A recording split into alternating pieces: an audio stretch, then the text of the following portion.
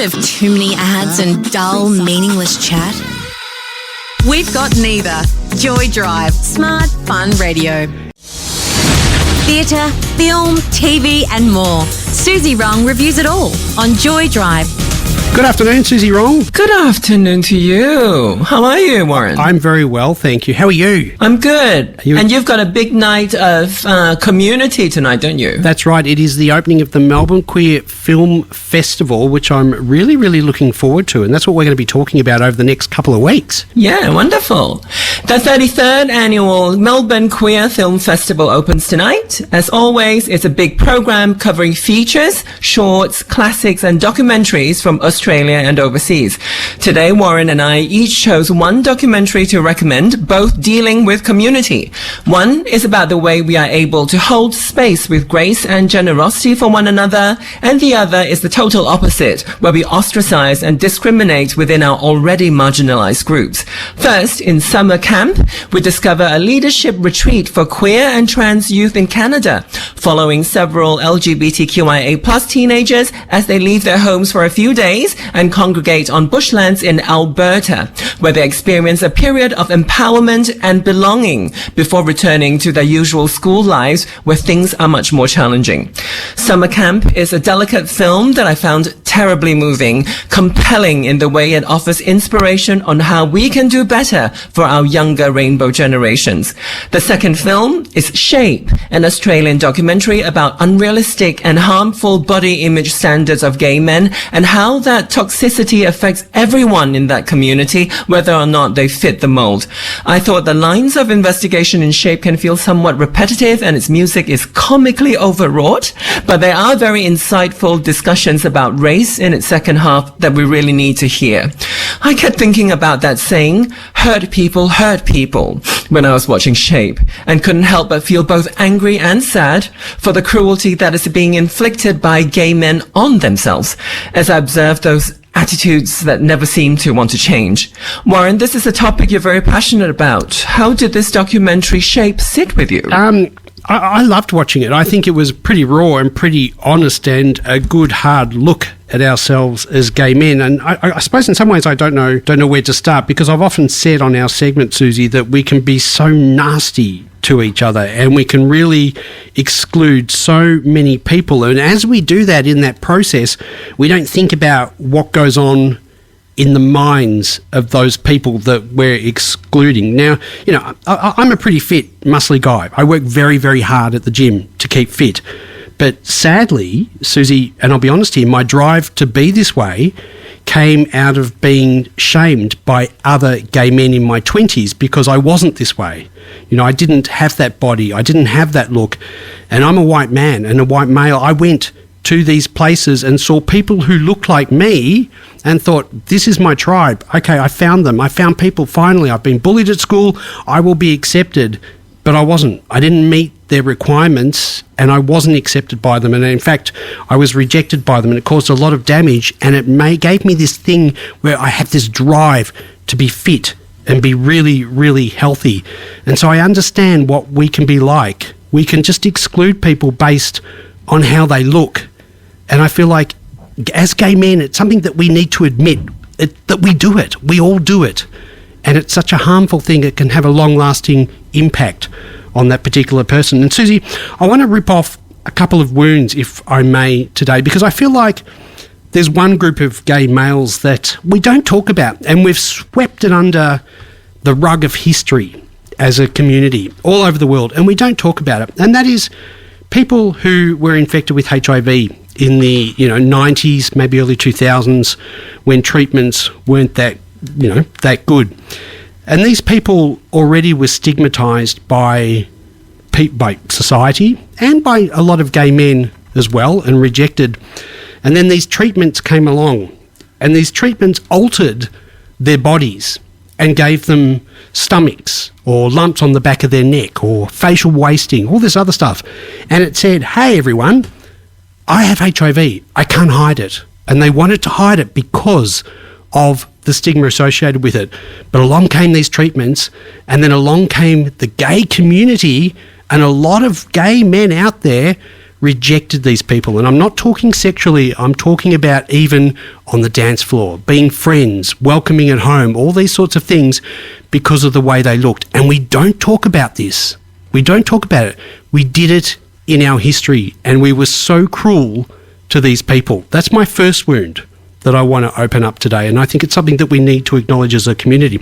The other thing, Suzy, from the story that I want to, or from the documentary that I want to talk about, and I'll get you to talk more about it, is let's rip open the wound of what it's like to be gay, to come into this country, to go out to a club, to go to a nightclub, wherever, hotel. You're not white, you're Asian of appearance, or you're coloured, or whatever, but you're different. And you go out and there's a group of white men standing around, like myself, with our tops off, all dancing in a circle, and we don't acknowledge you, we don't accept you, we don't let you in. Suzy, what goes through the mind of a gay Asian when that happens? When I came to this country in 96, that's like 2 lifetimes ago, 27 years ago now. Obviously, I was very new to the West, and also culturally, everything was different. We spoke about things differently, and we thought about things differently. And at that time, essentially what you thought as a minority within that minority is that you think you are just you just need to get used to it. You just think that you have chosen, in my case, not all of us have chosen to be here. There are migrants that were here from different circumstances, but I chose to come to this country. I thought it was a country that represented freedom to me, and I thought, right, there are different rules of beauty. There are different rules of hierarchy.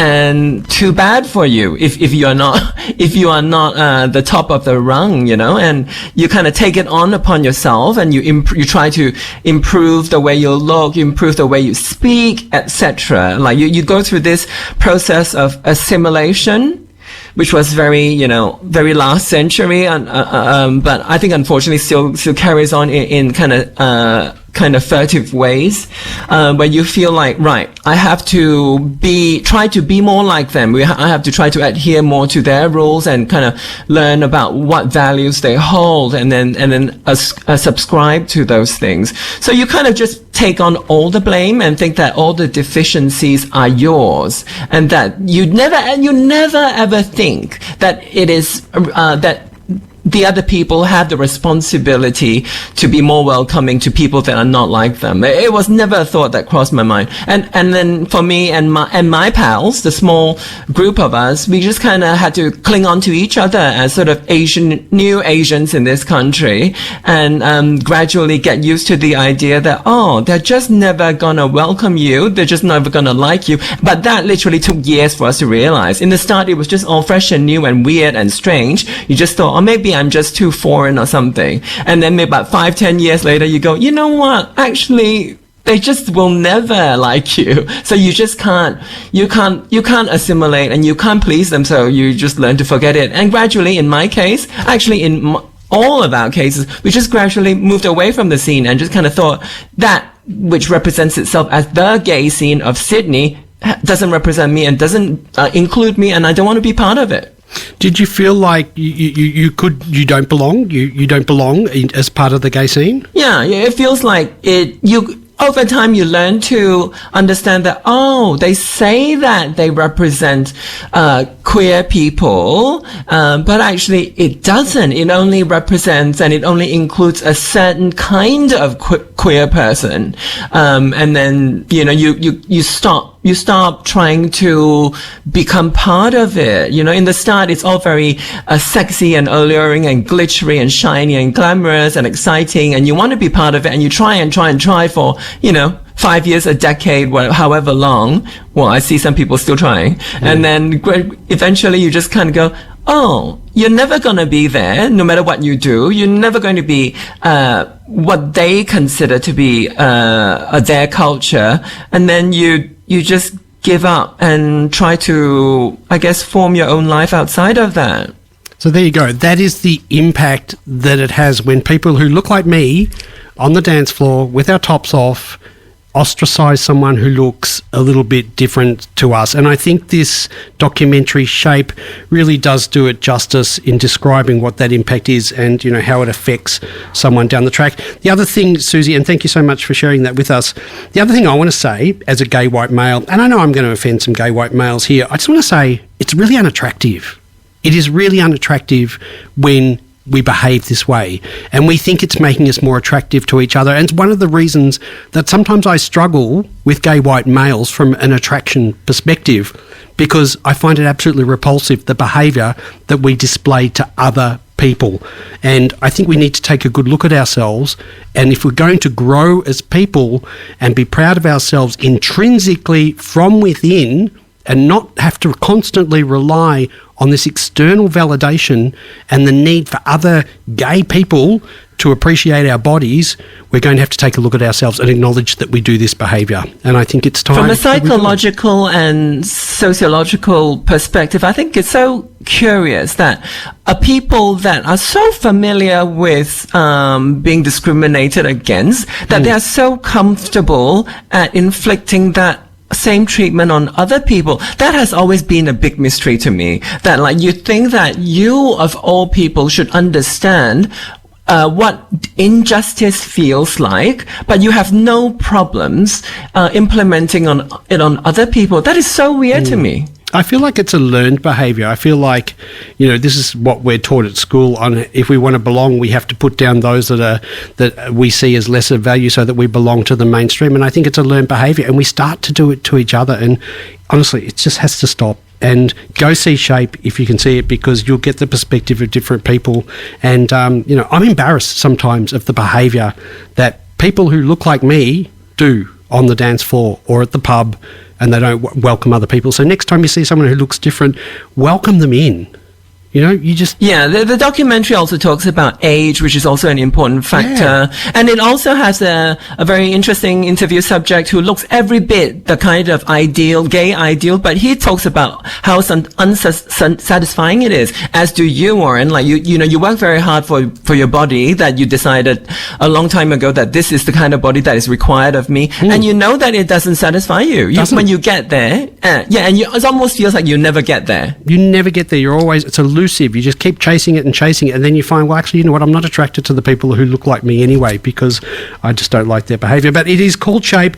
Go and see it. The other thing I just want to quickly touch on, Suzy, before we move on to the next one, is the toxicity of Grindr, and that is spoken about on the app. And our behaviour not only occurs in person with people, but it's on steroids on the app, and it's something that we need to look at as well, is how we behave on those apps. Yeah, but on a more positive note, we'll switch over to the other documentary, Summer Camp, which is all about inclusivity, and it's about how really it is quite easy to create community that is warm, that is welcoming, that makes everybody feel at home. You know, when we talk about it, it feels like, why is it so hard? But clearly from the movie Shape, it is very hard for us, and it has been very hard for us as people who have been hurt, have been, you know, have been pushed away, marginalized from mainstream society. It is hard for us. So it's important that we see a film like Summer Camp, you know, where it focuses on very young people, they're teenagers, some of them, you know, very young teens, so they almost look like children, and how in the right environment, it is just so easy for difference to be loved and held, you know, and it's just that kind of harmony and that kind of peace and that kind of, and not just harmony and peace, but the easiness of it. How easy it is for us to acknowledge this kind of natural aspects of our difference, and then be able to love one another and form communities. I found that movie so touching. It was so gentle. It never kind of went anywhere really melodramatic, but the whole time I felt like I was going to cry. I loved it too. It's lovely to see the affirmation that takes place when, you know, we meet people, other queer people as well, and particularly these young kids, that relief with, I'm not the only one out there. I'm not the only one out there. Ren stole my heart, you know, not having any friends or hardly any friends, and you could see really not knowing how to interact with people at all, and just watching the growth throughout the documentary was really, really encouraging. Yeah, I also thought it was really important to see, I think maybe for everyone to see how the way they gravitate to each other, because in their own normal lives, they're usually the odd one out, right? So they're going to school, they look different, and they feel different, and they're made to see how strange they are, by their peers. And they come to this camp and they see people that are very much like themselves. And we are talking big numbers. It feels like it's like a couple hundred of them. I'm not sure I don't know if they mentioned the numbers, and then they are just gravitated to each other. They're clinging onto each other, holding onto each other for dear life. So happy to see one another. And I think about how, we've had this discussion many times, I think, Warren, about imagine if you had that as a child. Imagine in your formative years that you had these opportunities to see the normalcy of your identity. I think it has such massive repercussions for the rest of your life, and I hope it gives them so much more stability, so much more sanity to navigate the world. I wish we all had summer camps when we were young. I think it was great. It's such a safe environment, and I couldn't help but think when I was watching it, but there is the real world out there, and hopefully this and many queer youth, I suppose, won't get the opportunity to go to such a place as a summer camp. But I hope that those that did attend just leave a little bit more resilient and comfortable in themselves, that they can tackle those challenges that they'll face. Yeah, and it's important that they come back. They were able to come back for a few years, like they love it so much and they'll come back again. And another thing I really loved about the film is that there was an opportunity for them to speak to much, much older queer people. And some of them looked like they were in their 80s and probably 90s. They were that old, but they were very passionate still. They were very articulate. And one of them was, very militant kind of old school activist. And it was really great how they were encouraging the young ones to, don't give up and always be strong. The bad people are gonna always want to come and get your rights at any moment. So you can't be too relaxed. I loved all that. And I think that opens up a really good point, and that is, the lack of, or the importance of older role models in our community, and I suppose in some ways the lack of them. And you can see from this documentary Summer Camp that the impact it has to have someone to look up to give you a bit of guidance. Oh, you can see the vacuum and the thirst that these kids live in. And then when they see these examples of community and of elders and just, slightly older people, just how much they need to see kind of like the what do they call them? Camp leaders, I suppose, people in their 20s, 30s who live, quite happy queer lives, and just to be able to see that, it seems like for the first time, because I think most of these kids probably don't live in cities as well. They live in suburbs in Canada, where obviously there are queer people, but they probably, live very kind of, suburban lives and try to look as suburban as possible. So when they come to a camp like that and they see these camp leaders that are, just a little more queer appearing, in appearance. And I think that was so inspiring for them, and for them to have the relief of understanding that, I don't have to look like my parents, actually. Not everybody has to look like their parents, because for many of us, it's just an impossible proposition. And to live under that threat of like, right, if you don't grow up, you have 5 years to get your act together and grow up and look like your parents. And if you don't get there, it's going to be terrible. I remember it was horrible, but for these kids to be able to see these queer examples was amazing. And I just hope that, places like Australia, we certainly have the capacity to provide that for our kids. And I don't know, maybe I should do some research and see if those camps are available. I reckon, Suzy, you'd be a great camp leader. Oh, I'll be good. I'll turn them all insane. They'll come home and they will never obey a single word the parents say. I love it. I think it'd be great, Suzy. Something to think about. I don't think we don't really have summer camps here, do we? It's not part of our thing. Yeah, it's organized by the universities over there. Obviously it will take a lot of resources, and I guess if it involves universities, I'm assuming it involves government initiatives, which we all know that we are not very good over here with those sort of things, unfortunately. I reckon let's start the movement. Suzy Wrong's Summer Camp series. Love it. No stress. We'll be so resilient at the end of it. It'll be brilliant. Yeah, but I think it's great for us as well to be surrounded by young people. Like we get so few opportunities because we are not, like parents, we don't have school PTA sort of thing. So we kind of are so kind of cut off from young people, and more importantly, young queer people. And when I was watching that, I thought, oh, it's so nice to even, and the good thing is that you are in a parental role just for a couple of days or maybe a couple of weeks, and then you return them to their own families. That's great. Definitely. Suzy Wrong, really important conversation. I'm glad we've had it today. It was prompted by two documentaries, part of the Melbourne Queer Film Festival, which opens tonight, Shape and Summer Camp. Get a hold of them if you can and see them. You can also get them online as well. We're staying with the Melbourne Queer Film Festival next week. It runs until 19th of November. So go to their website, mqff.com.au, for tickets to some really wonderful titles. Those living elsewhere in Australia can check out their online program featuring a large number of very colourful short films. Warren, have a great time at the opening tonight. You're going to be delighted and surprised by the Filipino comedy Mahal Kita Beksman. But bye for now, and I'll see you next Tuesday. Thank you. That is Suzy Wrong. Joy Drive on Joy 94.9 FM in Melbourne, Joy on your digital radio, iHeartRadio, TuneIn.com or the Joy app. No matter where you are.